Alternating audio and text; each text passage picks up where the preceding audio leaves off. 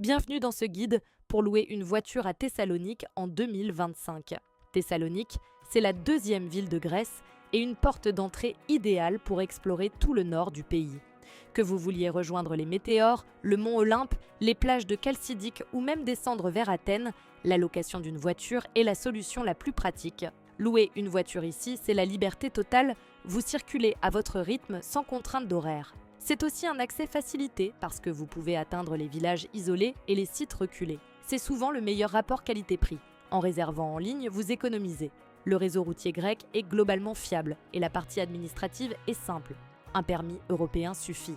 Alors voyons ensemble comment organiser votre location pour profiter pleinement de votre séjour en Macédoine grecque. Faut-il louer une voiture à Thessalonique ? Eh bien, la réponse dépend de votre itinéraire, mais dans la plupart des cas, oui, la voiture reste le meilleur choix pour découvrir cette région de la Grèce. Les transports publics sont très limités dès qu'on quitte les grandes villes. Si vous voulez aller au Météore, à Kavala, sur les plages de Cytonia ou dans les villages de montagne, le réseau de bus est peu fréquent et souvent contraignant. Les horaires ne sont pas toujours pratiques et certains trajets demandent plusieurs correspondances. Avec une voiture, vous gagnez en flexibilité, vous partez tôt le matin pour profiter des sites avant la foule, vous faites des arrêts improvisés dans les villages pittoresques ou vous adaptez votre parcours selon la météo. Cette autonomie change complètement l'expérience de voyage. La location devient presque indispensable si vous voulez explorer les monastères perchés des météores, découvrir les plages sauvages de la péninsule de Chalcidique, visiter les sites archéologiques moins connus comme Pella, Vergina ou Dion, combiner montagne et mer dans un même séjour, ou encore descendre vers Athènes en faisant des étapes. Le seul cas où la voiture n'est pas nécessaire, c'est si vous restez uniquement dans le centre de Thessalonique. La ville se visite très bien à pied ou en transport en commun et le stationnement peut être compliqué. Dans ce cas, louez une voiture seulement pour quelques jours d'excursion, puis restituez-la. Alors comment louer une voiture à Thessalonique ? La location se fait en plusieurs étapes simples à condition de bien s'organiser. D'abord, réservez en ligne avant le départ. C'est la méthode la plus avantageuse. Réserver à l'avance, c'est obtenir les meilleurs tarifs et sécuriser le véhicule de votre choix, surtout en haute saison, c'est-à-dire en juillet et août, où les voitures partent très vite. Discover Cars est un excellent comparateur. Il regroupe toutes les grandes enseignes comme Sixt, Hertz, Europcar, Budget ou Avis, ainsi que les agences locales. Son catalogue est très complet et ses tarifs sont souvent plus intéressants que si vous réserviez directement auprès d'une agence. Cliquez dans le lien en description pour découvrir Discover Cars et comparer les meilleures offres dès maintenant. Lors de votre réservation, indiquez le lieu de prise en charge. L'aéroport de Thessalonique est recommandé. Le lieu de restitution, vos dates et horaires précis, votre pays de résidence et votre tranche d'âge. Les filtres disponibles sur Discover Cars sont très pratiques pour affiner votre recherche.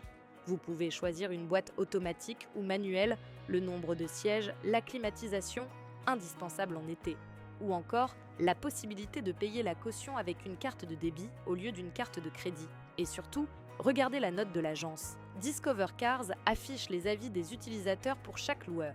Privilégiez une agence notée au minimum 8 sur 10 pour éviter les mauvaises surprises, comme des accusations abusives de rayures ou des frais cachés à la restitution. Et je vous le rappelle, pour accéder directement à Discover Cars et comparer les meilleures offres, cliquez dans le lien dans la description.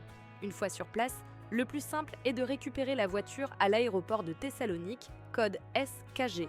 Après avoir pris vos bagages, suivez les panneaux Car Rental ou Rent-A-Car, ils vous guideront vers les comptoirs. Vous devrez présenter votre carte d'identité ou votre passeport, votre permis de conduire, européen si vous êtes européen, sinon un permis international, une carte de crédit au nom du conducteur principal, le voucher reçu par email après votre réservation en ligne et votre contrat d'assurance si vous l'avez souscrit en ligne. Prévoyez environ 45 minutes à 1 heure entre votre atterrissage et la prise du véhicule. Si votre vol a du retard, pas de souci. Indiquez votre numéro de vol lors de la réservation.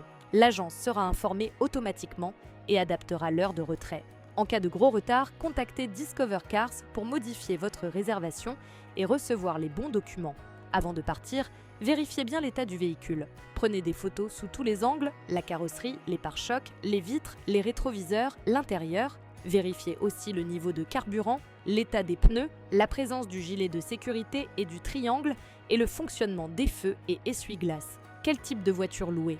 Tout dépend de votre itinéraire et du nombre de passagers. Pour un séjour classique autour de Thessalonique, Une citadine ou une compacte suffit largement. Économique, facile à garer et confortable pour 2 à 4 personnes. Si vous prévoyez un road trip vers les météores ou le mont Olympe, choisissez une berline ou un SUV compact. Pour les familles ou groupes de 5 personnes et plus, optez pour un monospace ou un grand SUV. Vérifiez bien la taille du coffre. La boîte automatique est idéale si vous n'êtes pas habitué à la conduite manuelle, surtout en montagne. Et la climatisation, elle, est indispensable de juin à septembre. Les températures peuvent dépasser 35 degrés. Combien ça coûte de louer une voiture à Thessalonique? Les tarifs varient selon la saison, le type de véhicule et les conditions de restitution. En moyenne, comptez de novembre à mars, entre 25 et 35 euros par jour. D'avril à juin, entre 40 et 45 euros. En juillet-août, entre 45 et 60 euros. Et de septembre à octobre, entre 25 et 30 euros. L'été est la période la plus chère. Si vous pouvez, partez au printemps ou en automne. Le climat est agréable et les prix sont plus doux. Le tarif inclut généralement le kilométrage illimité, l'assurance de base et la formule plein-plein. Si vous souhaitez rendre la voiture dans une autre ville, comme Athènes, prévoyez un supplément de 15 à 25 euros par jour. Et surtout, ne négligez pas l'assurance. L'assurance complète est fortement recommandée et elle doit être souscrite en ligne lors de votre réservation sur Discover Cars. Cliquez dans la description pour accéder directement au comparateur et choisir votre couverture. Choisissez une assurance qui supprime la franchise, protège les pneus, les vitres, le dessous de caisse, couvre le vol et la responsabilité civile étendue. Elle coûte entre 10 et 15 euros par jour, mais elle vous protège contre presque tout. Refusez les assurances proposées au comptoir, souvent 2 fois plus cher.